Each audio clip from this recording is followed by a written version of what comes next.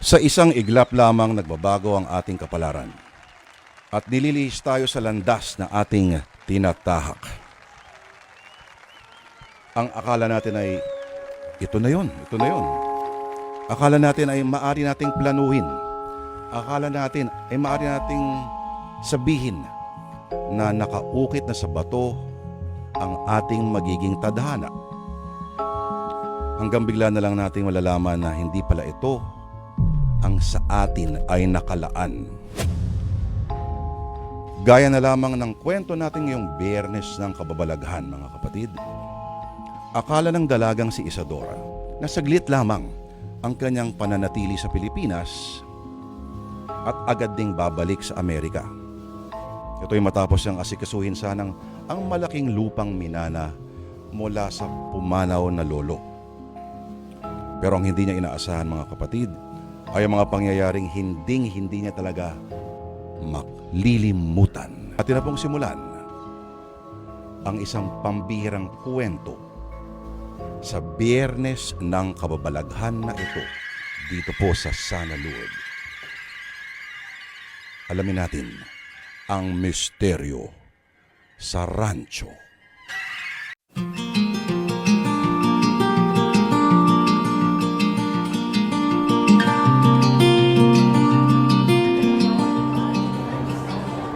Buti naman mabilis natin nakuha yung mga luggage. Tara na, naghihintay na siguro yung sundo natin sa labas, Deb. Isadora, mabilis lang talaga natin makukuha ang mga bagahe dahil halos wala namang bumibiyahe papunta sa probinsya na to. Aray! Sino ba yun? Hoy! Hindi ka man lang mag-sorry! Bastos ka! Solid pang pagkakabangga mo sa akin ah! Buti hindi ako natumba. Loka ka? Bakit nagsisigaw ka nalang basta? Mamaya may kumuha ng video sa'yo tapos mag-viral ka pa bigla. Eh hindi nga nag-sorry eh! Sira yata yun? Teka nga, tatakbuhin ko lang. Ay, pwede ba magpakahinhin ka naman kahit slight lang? Kaya walang maglakas loob na lalaking lumapit sa'yo eh. Masyadong strong ang personality mo. Masyado kang intimidating. Nakakatakot ka.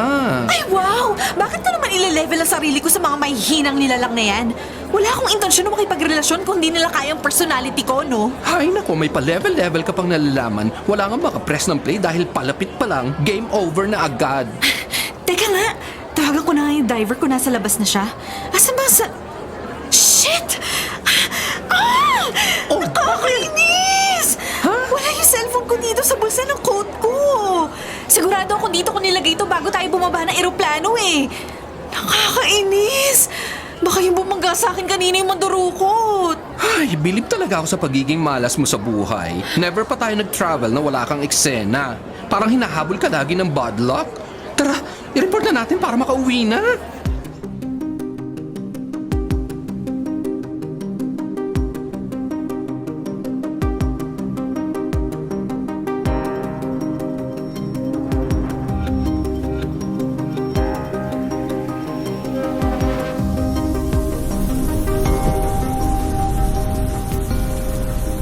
Kita mo, pati ang langit umiyak pagdating mo.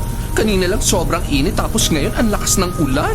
Natagalan pa tayo ng 1 oras dahil sa pagkawala ng cellphone mo. Tapos ngayon umuulan naman. So, ano naman? Alam mo ba na isang masamang pangitain to? Parang ayaw ng tadhana na magpunta ka sa lugar na ito. Anong pangitain pinagsasasabi mo? Nasa weather forecast naman na may chances of heavy rains ngayon. At mali ba natin na may kawatan na naglipa na dito sa probinsya? Think about it. Isang warning na hindi dapat baliwalain. Deb, hindi ako naniniwala sa mga pangitain na yan. Puro katotohanan lang pinapaniwalaan ko. Alam mo naman ako na of all people, hindi naniniwala hanggat hindi ko nakikita. Pero sobrang takot ka sa mga multo kahit hindi mo naman alam na nariyan sila. Kumukulog pa't kumikidlat. 2 oras na tayo nagbibiyahe mula airport. Malayo pa ba? Mang Lando, ilang minuto pa ho hanggang sa bahay? Senyorita, malapit na po. Paglabas natin dito sa mahabang hilera ng mga malalaking puno, makikita na po ninyo ang bahay. Malapit na. Sige po, salamat. O, ayan na palang bahay, Deb. Wow! Seryoso ka ba, Isadora? Yan ang bahay? Oo, ang bahay na minahal at inalagaan ng lolo ko. Pag hinto ng sasakyan, pumasok na tayo kaagad at malakas ang hangin at ulan. Ano kaya yung nakita ko sa may bintana sa pinakataas na palapag? Mabilis lang pero kasabay ng kidlat. May parang anino ako nakita doon sa itaas.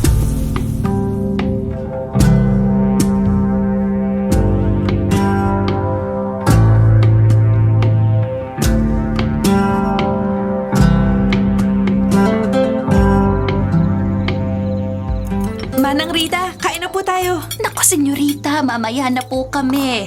Kayo muna nang bisitan yung maunang maghapunan. Salamat po. Bukas po pala simulan na natin linisin ang buong bahay. Yung mga gamit po dito, mas mabuting i-donate na lang o ipamigay. Ah, senyorita, hindi na po ba magbabago ang desisyon niyo sa pagbebenta nitong rancho? Hindi na po eh. Ang gusto naman talaga ni Lolo, magpunta ako rito para asikasuhin ang rancho kaso hindi po talaga pwede. May buhay na ako sa Amerika, saka nandun po si Kuya. Ay, Manang Rita, matanong ko lang. Ah, ano ho yun? Ano hong nasa taas na kwarto? Sa may bandang dulo? Sa kanan po? Ah, ay tambakan yun na nakakandado. Si Don Romeo lang ang pumapasok doon noon. Ay, bakit niyo ho naitanong? Ah, baka namalikmata lang ako kanina. Akala ko kasi may tao. Parang may anino dun sa bintana. Ay, naku, ay sigurado ako na walang tao doon. Baka ho anino lang talaga ng mga gamit na nando sa loob. Kasi ho marami yung tambak doon sa loob. Okay, baka nga po.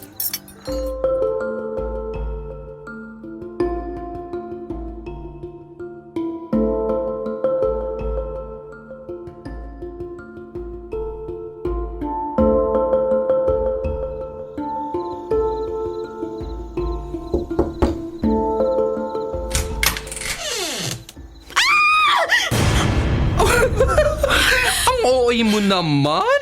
Ang lakas talaga ng sigaw! Namutla ka pa! Papasok na ako sa loob ng kwarto mo! My God, Deb! Ang lakas ng kaba ng dibdib ko! Ikaw kaya magbukas ng pintuan at makaharap mo ay puting-puti ang muka, nakaputing nightgown pa at may hawak pang flashlight na nakatapat sa mukha niya. Hindi ka ba sisigaw? Sisigaw! Pero hindi to flashlight. Cellphone to. Grabe yung dilim sa hallway. Nagtitipid ba kayo ng kuryente? Naka-retinol mask lang naman ako. Eto nga, dinalhan pa kita ng sayo, oh. Ano pang tinatayo-tayo mo dyan sa may pintuan? Sandali. Hihinga lang ako. Pakiramdam ko namatay ako at muling nabuhay dahil sa takot. Hay nako, halika na dito sa loob. Eh kasi naman, nanakaw ang phone mo. Hindi tuloy kita matawagan para ikaw nang pumunta ron sa kwarto ko. Akala ko ba inaantok ka na? Paano naman ako makakaborlog? Feeling ko nasa antik akong baler. Ang sahig at lahat ng muebles, kahoy. 4-poster pang kama at may lace trimmings. Kakaloka ka. Oh, ilagay mo na nga yung mask na yan sa mukha ko. Nakaligo at hilamos naman na ako. Eto na, bubuksan ko na ang face mask at ilalagay sa mukha mo. Ayan! Magkamukha na tayo! Lokaloka. Pero ang ganda ng lugar, hindi ba? Ang tahimik. Parang masarap mag-settle down dito. Oo, kung may jowa ka mahanap dito, magstay ka na lang. Sira ka talaga. Pero sa ngayon, makikihiga muna ako dito sa kama mong king-sized. Mamaya na ako babalik sa kwarto ko kapag sobrang antok ko na para tulog agad at wala na akong ma-imagine na ganern. Ewan ko ba naman sa'yo, masyadong vivid ang imagination mo. Ako pang vivid ang imagination, eh ikaw nga to nagsisisigaw kanina.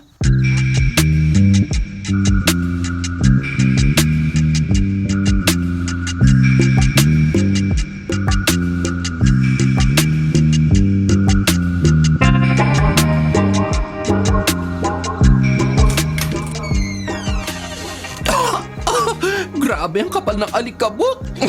Tapos basahan, map, timba na may tubig at walis ang dala natin.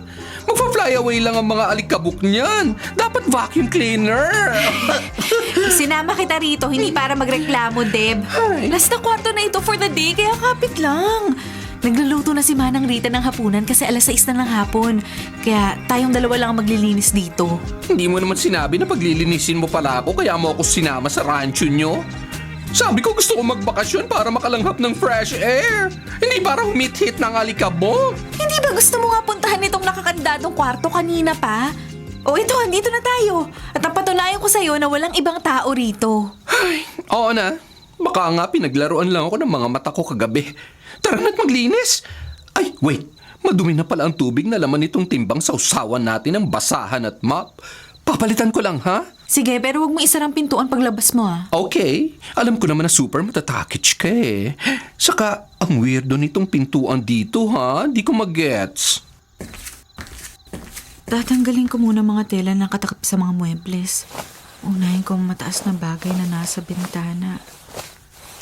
Baka ito yung anino na nakita ni Deb sa bintana.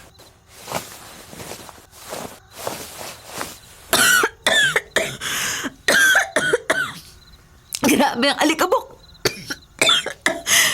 Aba, salamin to ah. Full body mirror pa. Parang sobrang luma na at ang kapal ng alikabok. Mapunasan nga. Ayan, malinis na ang mismong salamin. Parang ang ganda-ganda ko yata dito sa salamin na to. Ipapadala ko to mamaya sa kwarto ko kapag mas nalinisan naming mabuti. Pagdating na lang ulit ni Deb, kita pupunasan. Sa ibang gamit muna ako. Teka, ano yun? Bakit biglang bumukas ang bintana? Nakasara yun kanina. Sumara ang pintuan at parang may itim na usok na paikot-ikot dito sa loob ng kwarto. Huwag ka lalapit sa akin! Kailangan makalabas ako dito sa kwarto! Ano ba to? Hindi ako makalabas! Ayaw bumukas ng pinto!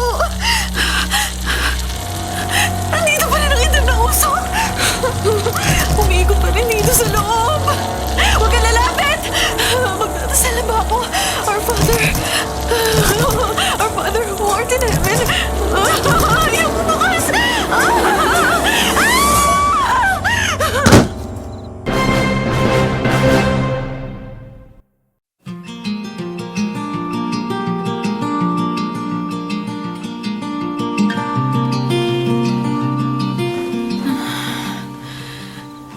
Nasaan ako? Nasa kwarto ko? Deb? Beshi! Ano? Okay ka lang ba? Nakakaloka ka, ha? Kumuha lang ako ng tubig para sa paglalampaso at pampunas. Pagbalik ko, nakahandusay ka na sa sahig doon sa storage room. Sinusubukan ko ang lumabas mula doon kanina pero hindi ko mabuksan yung pintuan eh. Biglang sumara tapos hindi ako makalabas. Paano mo ba kasi binubuksan? Baka naman hinihila mo galing sa loob. Palabas ang bukas ng pintuan na yon. So dapat patula kung nasa loob ka ng kwarto. Ang weird nga, diba? Sabi ko sa'yo eh. Hindi ko na maalala kung patulak ba o pahila. Sobrang takot ko. Parang may itim na usok ako nakita na umiikot sa loob ng kwarto. Sigurado ka ba na usok at hindi itim na dust in the wind ang nakita mo? Saka kanina malakas talagang hangin, hindi ba? Baka natangay lang. Itim na alikabok? O tapos, iniangat na malaipo-ipong hangin kaya lumutang? Siguro, kung hindi, aber, anong paliwanag mo? Hindi ko alam. Gaano katagal ba ako nakatulog? 2 hours na, bakla ka. Nagugutom na ako, hindi ako makakain dahil binabantayan kita. Ang tagal mo naman magising. Ikaw ang bakla. Pero salamat sa malasakit. Kaya tara na, kumain na tayo. Teka, bakit inihiga mo ako dito sa kama ko? Ang dami kong alikabok. Ay, wow! Ang linis mo naman bigla sa sarili. Tara na nga. Papapalitan ko na lang ang mga kubre kama kay Manang. Maligo na lang din tayo after kumain para diretso pahinga na. Teka, nakapaglinis ka ba dun sa kwarto? Siyempre hindi. Binantayan nga kita rito, di ba? Pero si Mang Lando yata inutusan ni Manang na maglinis para daw matapos kahit man lang ang buong 3rd floor. Okay. Tara. Namalikmata lang kaya talaga ako? Posible bang alikabok lang yun? Pero bakit biglang sumarang pinto at bumukas ang bintana? Ay, ewan.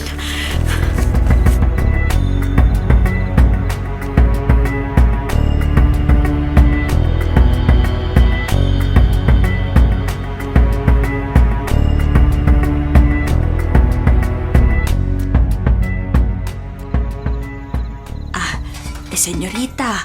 Kumusta po ang pakiramdam ninyo? Ayos naman po, Manang. Manang, pwede po pasuyo magpalit ng kobre kama sa kwarto ko? Sige senyorita. Aakyat po muna ako.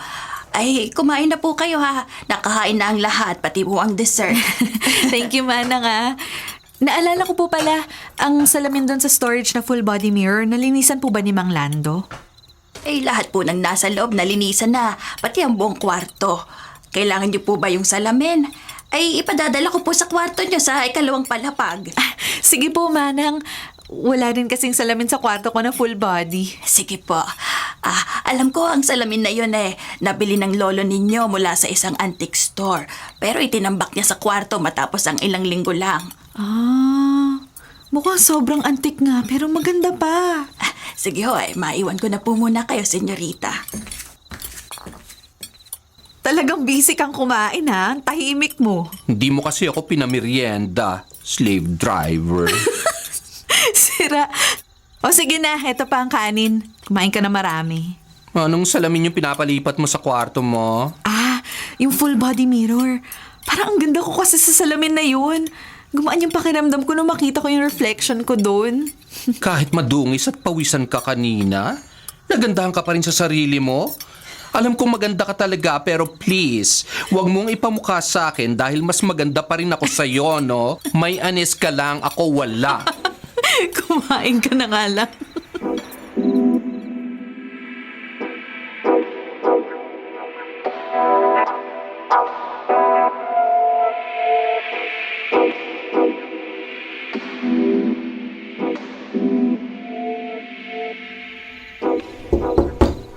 Pasok! Hindi mo talaga binuksan ang pintuan for me? Sumigaw ka lang ng pasok? Dahil ba natakot kita kagabi? Masakit kasi ang ulo, likod at balakang ko. Baka sa paglilinis natin kanina sa kanang mahimatay siguro ako. Buti na lang, puro kahoy ang sahig nyo, tapos ang kapal pa ng alikabok dun sa sahig. Kaya medyo controlled ang pagkakabagok ng ulo mo. Bakit pala nandito ka na naman? Makikitulog ka ulit? Actually, Ano? Bakit hindi magsalita?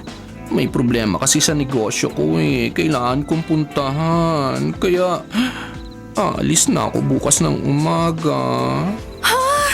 Kakarating lang natin Hindi pa nga kita na ipapasyal. Babalik ka pa naman, di ba? Baka after 4 days pa. Bibilhan na lang kita ng phone at local SIM card pagluwas ko ng Maynila, ha? Tapos, dadalhin ko pagbalik ko, okay? Wala naman akong choice. Kaya nga, stay here. Babalik na lang ako. Rain check muna sa pagpasyal mo sa akin dito sa province. Sobrang magiging boring yung buhay ko dito. Hindi ko matatawagan si kuya at mga pamangkin ko tapos wala ka rin.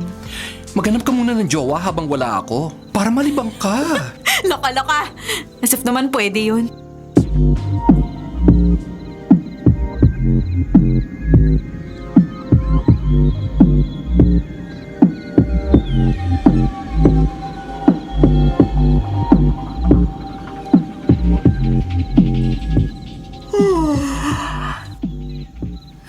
Kung kailang kasarapan kasi ng tulog, saka ako biglang nagigising para magbanyo. Dahil siguro sa dami ng nainom kong tubig kanina. Antok na antok pa ako. Hirap lumilan. Makapaghugas na nga ng kamay. Isang araw na nakalipas simula nung umalis si Deb. Bored na ako. Bukas maglilibot ako sa rancho para makita ko rin kung may dapat bang ipaayos bago ko ibenta. Ayan, malinis na ang kamay ko. Pabalik na ako sa kama.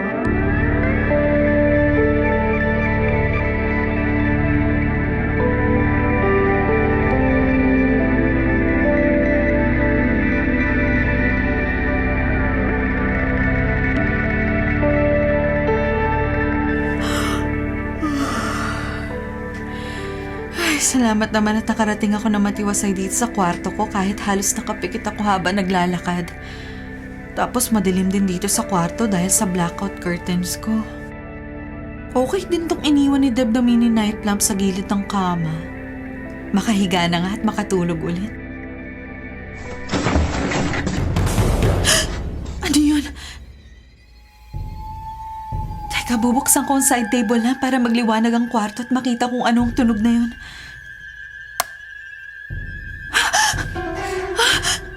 Sino ka? Paano ka nakapasok? Biglang nawala. Naglaho siya na parang bula. Namamalikmata na naman ba ako? Pero parang may nakita talaga akong tao sa loob ng kwarto ko kanina. Nakatayo siya dun sa may salamin. Epekto ba ito ng pagkakabagok ng ulo ko? At saka, paanong nalaglag ang mga gamit ko sa ibabaw ng dresser?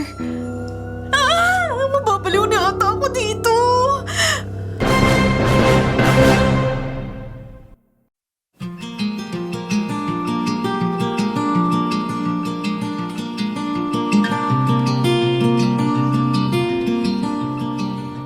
Senyorita, ayos lang po ba kayo? Senyorita Isadora. Ha? Ay, Manang, tinatawag niyo po ba ako? Opo, ayos lang po ba kayo? Hindi niyo yata ako naririnig eh. Nakatingin lang kayo dyan sa taasan ng kape na kanina niyo pa po hinahalo. May iniisip lang po ako. Nailapag ko na rin po sa lamesa ang plato na may itlog at daeng na ipinaruto ninyo. Salamat po.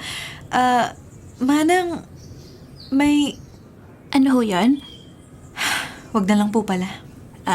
May bumabagabag po ba sa inyo? Pwede naman yung sabihin sa akin. Hindi ko rin kasi maipaliwanag, Manang, pero... May alam po ba kayo ng mga misteryo na nagaganap dito sa rancho? Dito sa bahay? Misteryo?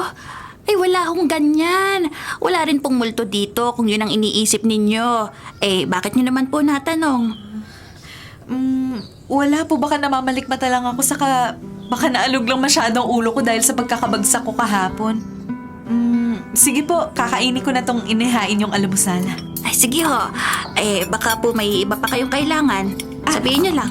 Oo nga pala, Manang, sino po ang pwedeng sumama sa akin mamaya? Mangangabayo po ako paikot ng buong rancho.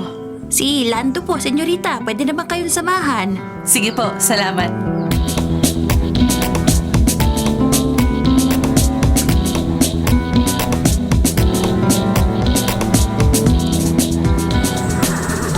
Ekta-ektaryang lupain. May mga kabay at mga baka pa para sa meat and dairy. May mga kambing din. Paano kaya nagawang i-manage ni Lolo Romeo ang lahat ng ito? Senyorita! Hintay po muna! Bakit niyo po ako hinabol, Mang Lando? Akala ko po itutulong muna kayo magpastol ng mga baka. Senyorita, may nakalapit po yata mabangis na hayop kagabi sa mga alaga natin dito sa rancho. Isang baka at 2 kambing po ang nadali. Ano ho? Madalas po ba yung mangyari? Yun nga po ang nakapagtataka, senyorita. Ngayon na lang po ulit ito nangyari. Parang 5 taon na po nakalipas simula nung may sumalakay na mabangis na hayop dito sa rancho. Mga livestock lang naman po ang naperwisyo? Wala naman po bang nasaktan sa mga tauhan natin na dito nakatira sa rancho? Wala naman po. Nagtataka lang sila dahil hindi naman daw nagkahulan ng mga aso kagabi. Mag-ikot-ikot po tayo ulit. Baka may nasirang mga bakod na hindi natin napansin kanina. Baka doon lumusot ang mabangis na hayop.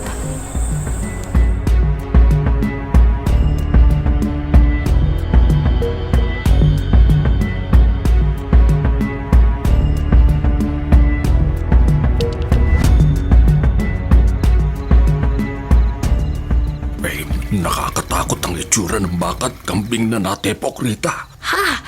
Ipinakita mo ba kay senyorita? Naku, siyempre hindi. Ano bang nangyari? Ano bang parte ang kinagat ng mabangis na hayop na yon? Hindi ko nga sigurado kung anong klaseng hayop ang makakagawa noon. Kinuha lang ang laman loob. Parang hiniwa ng isang matalim na bagay ang balat ng mga hayop.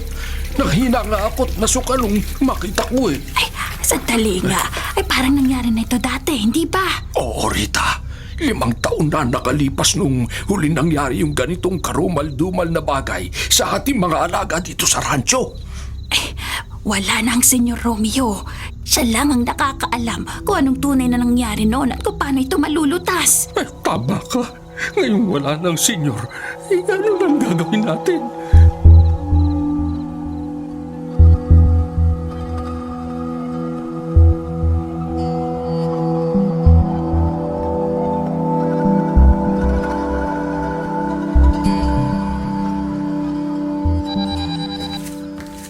Senyora Isadora, ay tumatawag po ang kaibigan ninyo dito sa cellphone ko.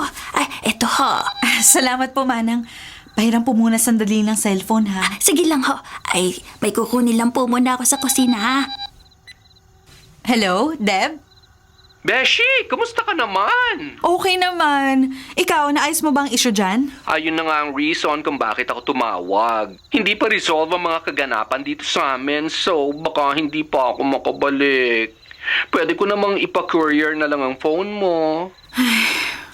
Sige, kung ano mas mabilis na way para sa'yo. Andito pa rin naman ako by that time. Medyo marami pa ring papers na asikasuhin legally eh. Di pa rin naman kami tapos mag-asikaso dito sa rancho. Ingat na lang dyan. Wala ka pa bang jowa? Mga kabayo, bakit kambing lang ang kasama ko rito? Malay ko ba? O siya, babush na.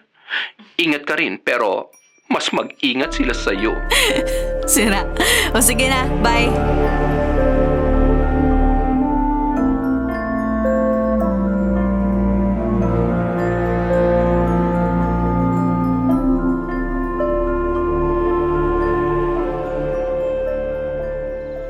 Buti pa dito sa probinsya, kahit walang aircon, malamig ang hangin at presko pa.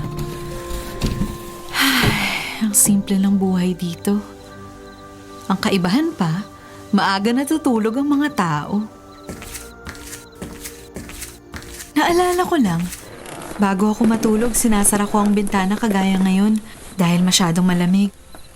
Pero 2 magkasunod na umaga na akong nagigising na nakabukas ang bintana. Hindi kaya sira ang lock? Ipapasilip ko na lang bukas kay Mang Lando. Sa ngayon, naantok na ako. Makapikit na nga. Ay, bakit pa biglang lumamig sa kwarto? At parang bigla akong nauhaw. Makabangon nga muna para makababa sa kusina at makainom ng tubig. Sino ka? Bakit ka nasa kwarto ko? Anong ginagawa mo rito? Magandang gabi, Isadora. Nananaginip ba ako? Multo ka ba? Teka, huwag ka lalapit! Diyan ka lang! Sisigaw ako kapag lumapit ka! Huwag pakiusap. Nais ko lang namang makipagkaibigan sa'yo. Isadora, ako nga pala si Nimuel. Sinabi niyo, huwag ka lalapit!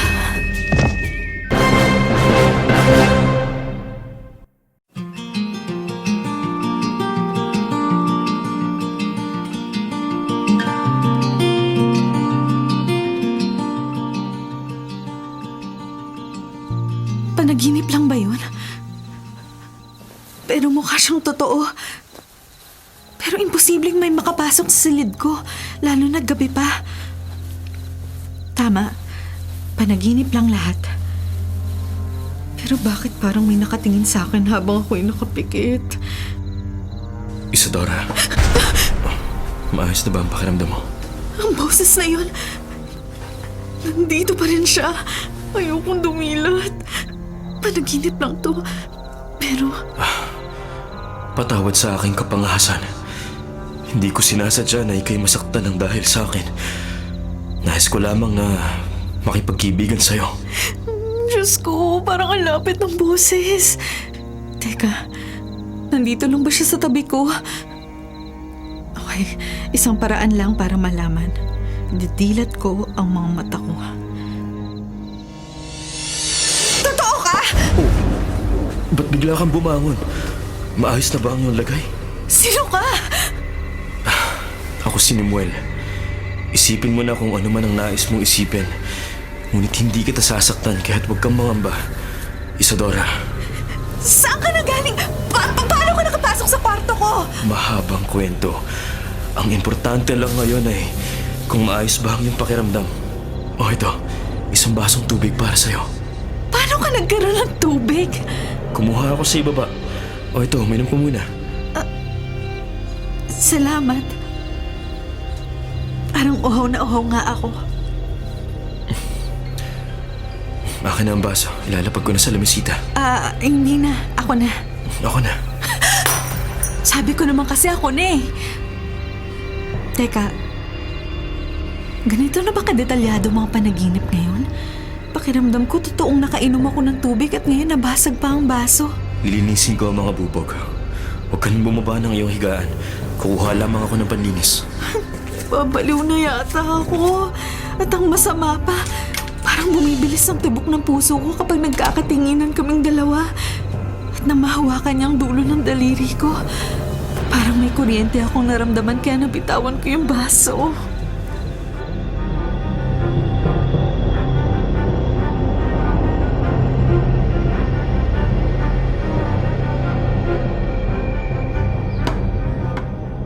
Apat na araw nang nakalipas.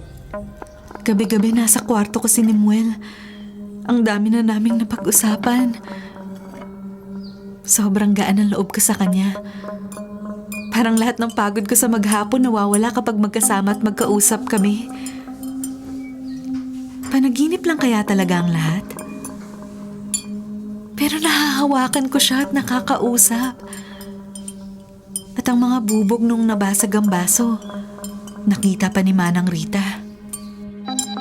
Ay, sa wakas nagring din tong cellphone. Akala ko peke tong pinadalang SIM card at phone ni Deb. Hello? Beshi! Nakakaloka ka? Ang tagal mo sumagot, ha? 2 ring lang, matagal na. Ikaw nga kanina pa ako tumatawag sa'yo, hindi ka rin sumasagot eh. Nasa meeting kasi ako, katatapos lang.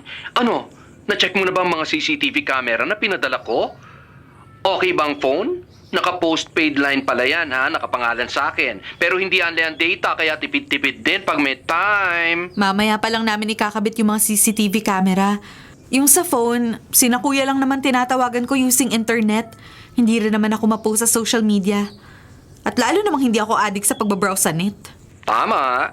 Napaka-unproductive maging alipin ng social media. Libangan lang dapat yon, pero yung iba, doon na nauubos ang oras. Ang mga nahuhumaling masyado sa kakabrowse maghapon sa social media. Maraming namimiss sa buhay. So tumawag ka ba sa akin para i-discuss ang tungkol sa dangers and repercussions ng internet browsing addiction? Hindi. Na-carried away lang ako. So, eto na nga. Next week pa ako makakabalik dyan. So, more or less, susunduin lang kita sa probinsya at may ihahatid sa airport pa Amerika. Puwera na lang kung mag-extend ka ng stay mo. Siguro baka mag-extend pa ako. Marami pa ako inaasikaso dito eh. Marami pa. Sige. Pero bakit parang may kakaiba sa boses mo? Parang kinakabahan ka nang sumagot ka na mag-extend ka ng stay sa Pilipinas. Bakit? Wala no? O sige na, ingat ka dyan. Saka salamat dito sa phone at sa mga pinadala mong CCTV camera. I-reimburse ko na lang kapag nagkita tayo. Okay? No worries. Ingat din dyan. Kahit parang meron kang itinatago sa akin. Wala nga. Bye. Kaloka. Ano namang nagbago sa boses ko? Parang same lang naman. May pagkamanghuhula din minsan tong si Deb eh. Makakain na nga lang para makapaglibot ulit sa rancho.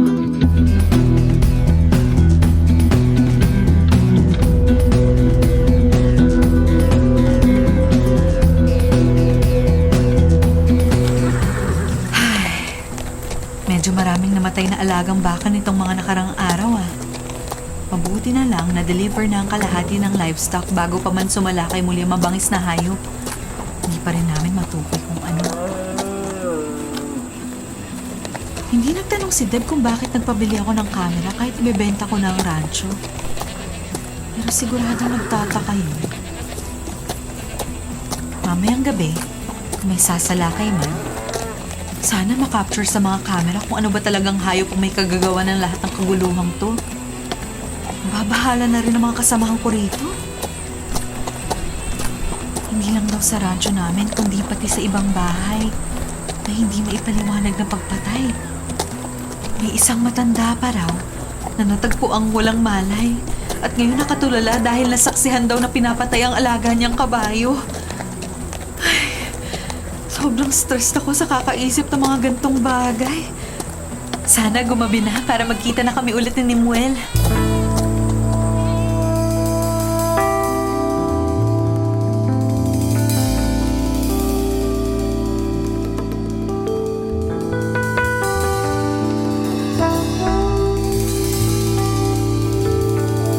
May bumabagabag ba sa'yo, Isadora? Mauupo muna ako rito sa gilid ng iyong higaan. Maaari ba? Oo naman.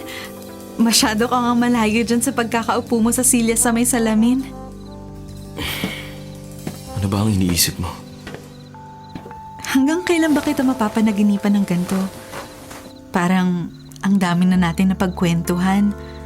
Minsan, feeling ko totoo ka. Kahit alam kong panaginip ka lang naman. Hanggang ngayon ba ay hindi ka pa rin naniniwala na totoo ako? Ano bang kailangan kong gawin upang paniwalaan mo?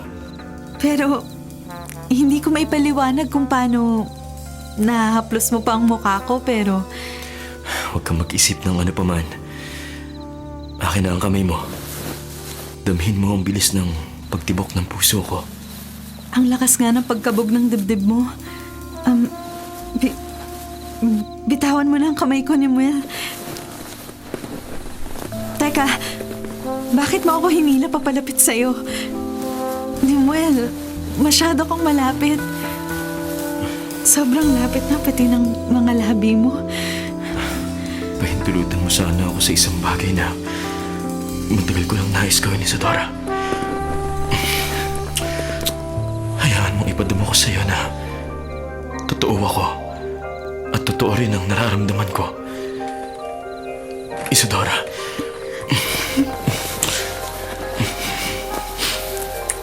Ganito palang pakiramdam. Napakasarap. Napakainit. Ang init at ang alam ng mga halik niya. Pati katawan naming dalawa ay mainit din. Kaya ba parang gusto kong ipagpatuloy lang niya ang ginagawa niya? Isadora, mapangahas man ngunit hindi ko mapigilan. Kung tututol ka Hindi, Nimuel. Sige lang. Ituloy mo lang pagtanggal ng mga damit natin. Ituloy mo lang paghalik mo sa katawan ko, Nimuel. Isadora.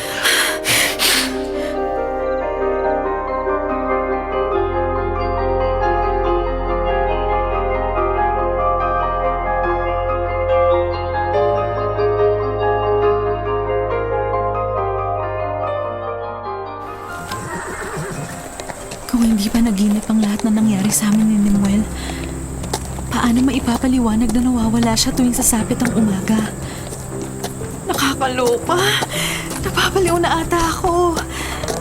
Nababaliw na rin talaga ako kay Nimuel. Kahit ngayon na nag-iikot ako sa rancho, siya pa rin ang iniisip ko. Senyorita Isadora! Mang Lando, bakit po? Huwag na po muna kayong magpunta dun sa kabilang dulo ng radyo. Bumalik na po muna tayo sa bahay. Bakit po? Hindi po magandang tagpo ngayon doon. May sinalakay na naman na 2 kambing kagabi at 2 baka. Araw-araw na lang po may nangyayaring ganito ah. Senyorita, 2 taon na rin na namatay sa isang radyo, ilang kilometro ang layo mula rito sa atin. Ano po?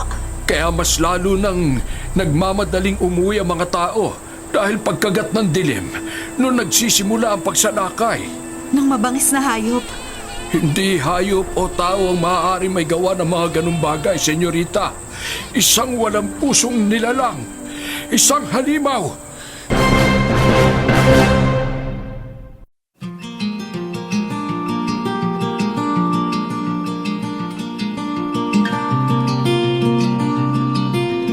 Mahal kong Isadora, kanina ko pa hinihintay ang iyong pagbabalik.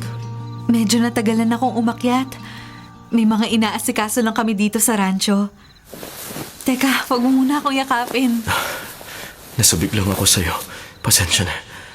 Kung maaari lang na araw at gabi kitang makasama, mas magiging maligaya sana tayong dalawa. Halika muna maupo dun sa may gilid ng kama. Maaari bang humalik muna sa matatamis mong labi, mahal ko? Ayan, okay na. Isang malalim na halik ang ibig ko. Parang ganito.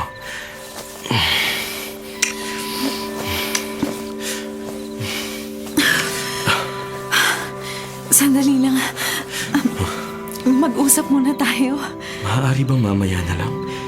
Nais kong namnamin ang bawat segundo na kasama ka, Isadora. Paliligayahan kita at ipapadama ang pagmamahal ko sa'yo.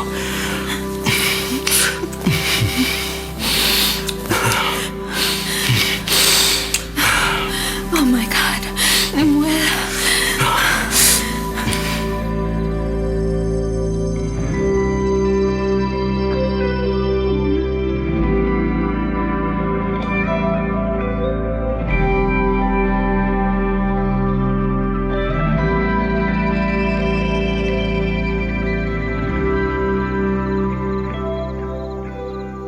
Lampas hating gabi na ngunit wala pa rito sa silid ng mahal ko.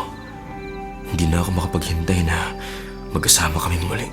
Ang mga halik niya, ang pagtugon niya sa lahat ng ginagawa ko sa kanya gabi-gabi.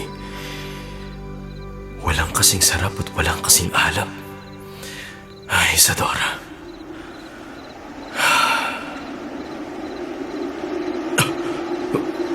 Vergana. Anong akala mo, Nemuel? Patuloy mo akong maloloko! Vergana, paano? Akala ko wala ka na. Pinaniwala lang kita na ako'y nakalabas na kanina. Kahit na inaabangan ko naman talaga ang inyong sunod na hakbang. Ganito palang ginagawa mo habang ako'y wala, Nemuel? Umalis ka na. Gaya ng lagi mong ginagawa. Napahanga mo ko, Nemuel. Dati pinipigilan mo pa ako, ngunit ngayon, para lang makasama mo ang babae mo, ay pababayaan mo akong maghasik ng lagim? Hindi! Hindi ko gusto yun, pero wala akong magagawa kung hindi. Tumahimik ka! Akala mo ba hindi ko alam ang gusto mong gawin? Inaakit mo ang babaeng iyon, pero hindi ka magtatagumpay! Vergana! Hindi ka magtatagumpay ni Muel dahil ngayon pa lang, papatayin ko ng babaeng yon. Walang pwedeng magmay-ari sa'yo kung hindi ako lang. Sa akin ka lang. Aalis ako para hanapin ang babae mo! Lumipad siya at sa bintana ulit dumaan. Kailangan ko mahanap si Isadora bago pa siya makita ni Vergana.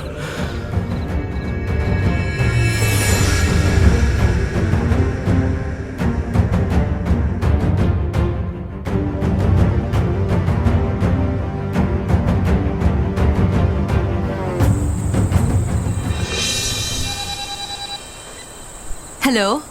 O Deb, sakto ang tawag mo. Kakatapos lang ng video call ko with my pamangkin and kuya na nasa Amerika. Medyo late na kasi birthday ng pamangkin ko, inabangan ko pa kung pwede silang tawagan. Teka, bakit nasa labas ka ng rancho? Hindi ba ang huling chika mo sa akin delikado ngayon lumabas kapag gabi? Pumasok ka na sa loob ng bahay. Color cake ka. Dapat kasi nung pinabili mo ako ng CCTV, sinabi mo na kaagad sa akin na may ganap na ganyan. Mainit kasi sa loob kanina kaya dito ako sa may gilid ng bahay. Katabi lang naman ang pintuan. Ano ka ba? Ayaw nga kita mag-alala kaya di ko na sinabi eh. Kasi nitong mga nakaraang araw talaga sobrang delikado. Kaya sabi mo, wag na muna akong bumalik dyan. Nung una pa lang sinabi ko na sa'yo na parang may masamang pangitain talaga nung dumating tayo dyan sa probinsya eh. Parang may nagwa-warning sa'yo. Hindi nga ako naniniwala sa ganyan. Basta. Parang ang lakas ng kapako eh. Kaya mag-double ingat ka ha. May nakita ka na ba sa CCTV? Wala nga eh. Parang lagi lang may usok. Naalala mong sinabi ko sa'yo noon na itim na usok? Parang ganun ang itsura. Pero hindi ko masyado makita kasi madilim. Isadora! Sino yung sumigaw? Boses ba ng lalaki yun? Nemuel? Isadora, mahal ko. Buti at ligtas ka. Beshi!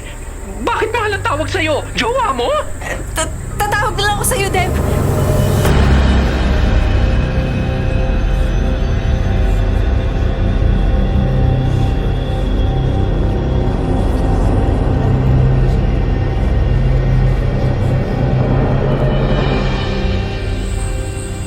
Anong akala ng Nemuel na yan? Maiisahan niya ako? Hindi maaari ang nais niya. Papatayin ko muna ang babaeng iyon bago pa niya makuha si Nemuel sa akin. Pero bago ang lahat, kailangan ko ng lakas. kailangan ko ng kapangyarihan at matutupad lang yun kung may makakain akong puso at mga lamang loob na magpapanumbalik ng aking lakas. Sino ka? Anong ginagawa mo rito sa radyo? Huwag kang lalapit. Kailangan ko tumakbo pero hindi ko magawa. Parang nakapako ang mga paa ko sa lupa. Naririto ako para patayin ka at kainin ang lamang loob mo! Ah! Hindi ka makakagalaw at kusa ka pang lalapit sa akin. Hindi! Hindi! Hindi ko makontrol ang sarili ko! Ah! Wala ka nang kawala! Sa akin ka na ngayon!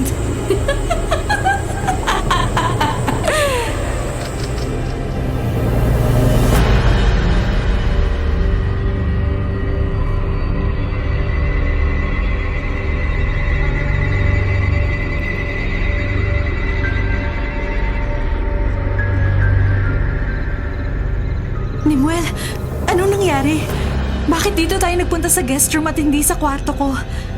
Nagpakuha ka pa ng maraming dahon ng pandan. Mabuti na lamang at may tanim kami doon sa gilid ng bahay. At saka, bakit humahangos ka pa at sobrang balisa? Patawarin mo ko, Isadora. Nalagay kita sa tiyak na kapahamakan. Hindi ako nakapag-ingat. Mahal na mahal kita at hindi ko nais na masaktan ka. Ano? Hindi ko maintindihan. Panahon na para malaman mo ang katotohanan. Hindi ko sana gustong ipagtapat to sa iyo, ngunit kailangan. Dahil ngayon, nalaman na ng bruhang si Vergana ang tungkol sa ating dalawa. Ano? Sinong bruha? Maaari mo ba ako muling pagkatiwalaan, Isadora? Alam kong pinagkatiwala mo ang sarili mo sa akin, ngunit ngayon, nais ko sanang pagkatiwalaan mo ako ng buong buo, ng buong puso, at sana ng buong pagmamahal mo. Nimuel, Pakiusap, Isadora, mahal ko. Ang lahat ng sasabihin ko ay totoo. Huwag mong pagdudahan at ako yung pakinggan lamang. sige. Kahit na sobrang lakas ng kaba ko. Pero sige, magtitiwala ako sa'yo ng buong buo. Ng buong puso, Nimuel. Dahil mahal kita. Mahal din kita.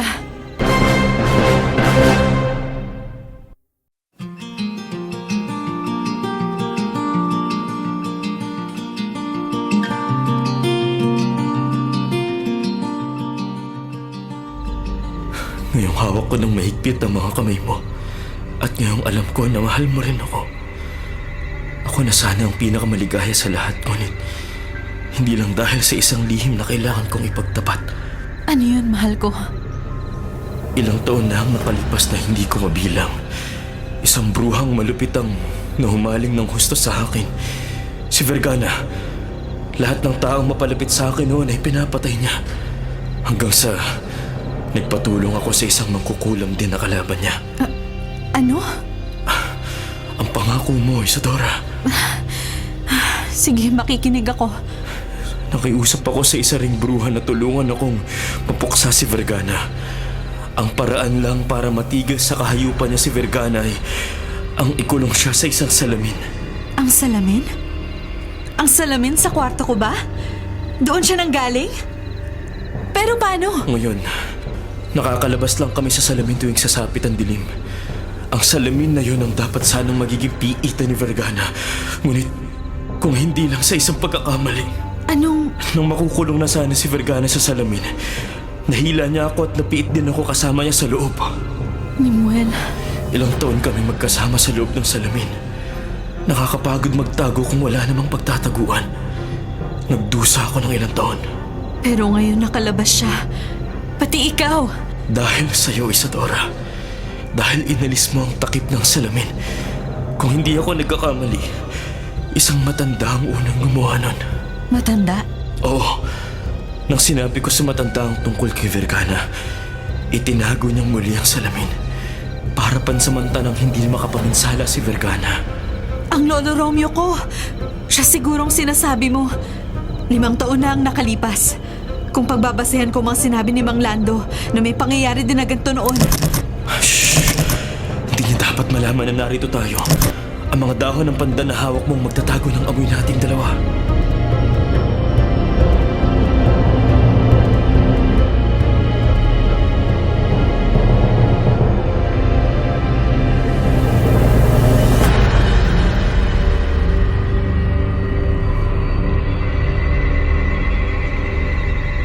Mukhang wala na siya. Balik tayo sa kwento mo. May paraan ba para tuluyang mapuksa ang bruha? Hindi ang pansamantalang solusyon kagaya ng pagtatakip ng salamin. Oo. At ikaw lang ang makakagawa ng bagay na yon. Ako? Ilang taon kitang hinintay, Isadora. Dahil ang tanging paraan lamang upang mapuksa ang bruha ay ang basagin ng salamin. Babasagin lang pala. Hindi ganun kadali yun. Dahil ang makagagawa lang nun ay ang taong busilak ang puso na nagmamahal sa akin ng totoo sa kabila ng lahat. Dahil sa pagkabasag ng salamin, kasama rin ako maglalaho sa habang panahon. Ano? Mahal na mahal kita, Isadora. Wala akong ibang hiling kundi ang makasama ka pa ng mas matagal. Ngunit panahon na upang magpaalam. Hindi! Hindi ako papayag! Hindi ako papayag na basagin ang salamin kung tuluyan ka namang mawawala at hindi na kita makakasama. Ayoko! Ayoko!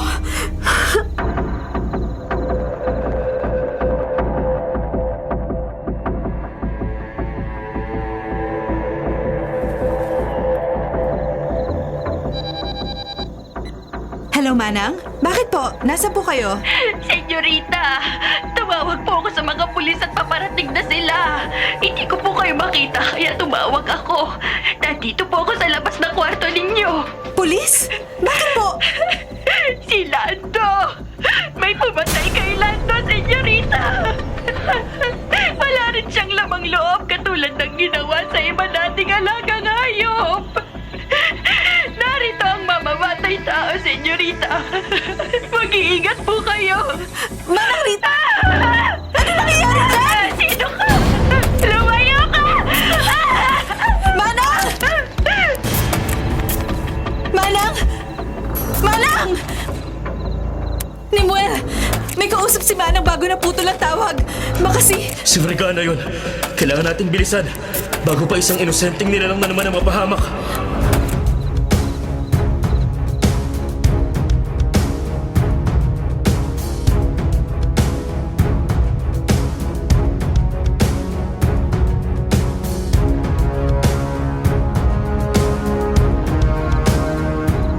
Nimuel, mabuti naman at bumalik ka na.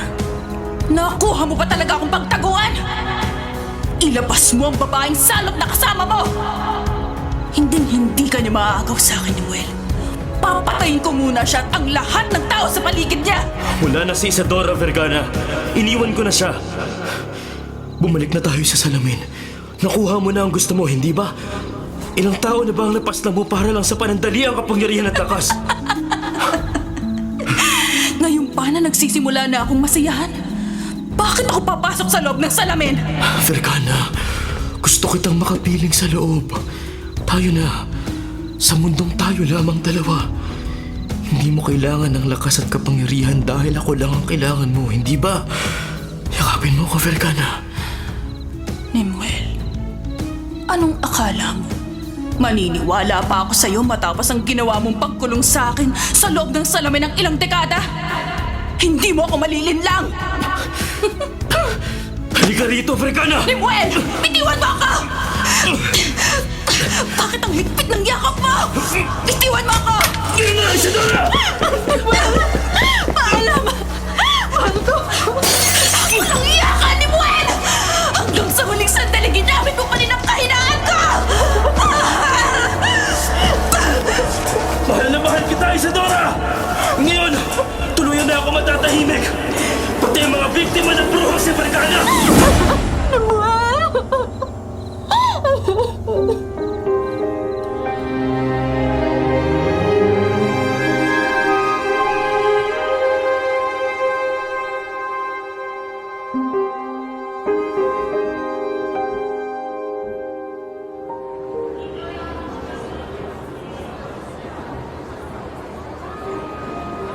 Isadora? Sure ka ba na babalik ka na ng Amerika? Oo. Nailibing na rin naman si Mang Lando at nakalabas na ng ospital si Manang Rita. Naibenta ko na ang buong rancho.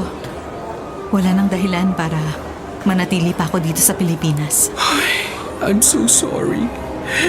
Alam ko nung una hindi ako naniniwala sa kwento mo dahil parang ang imposible. Pero nung makita ko ang mga litrato niyo sa cellphone mo, Mabuti na lang may alaala ko ni Nemuel. Kahit papaano, alam kong hindi ako nabaliw at totoong nangyari ang lahat ng yun. Pero sana hindi na lang nangyari at buhay pa sana ang mga taong nabiktima ni Vergana. may dahilan ng lahat, Isadora. At marahil ikaw nga talagang nakatakdang pumuksa sa bruha na iyon dahil siguro nga ay ikaw ang one true love ni Nemuel. Pero Anong pero? nakakaloka lang ang first love mo, ha? Ang gwapo at ang yummy ng jowa mo, pero ang ka-love triangle mo, bruhang kumakain ng laman loob ng hayop at tao. I know. Pero kahit ganun ang ending ng love story namin, masaya pa rin ako na nakasama at nakilala ko si Nemuel.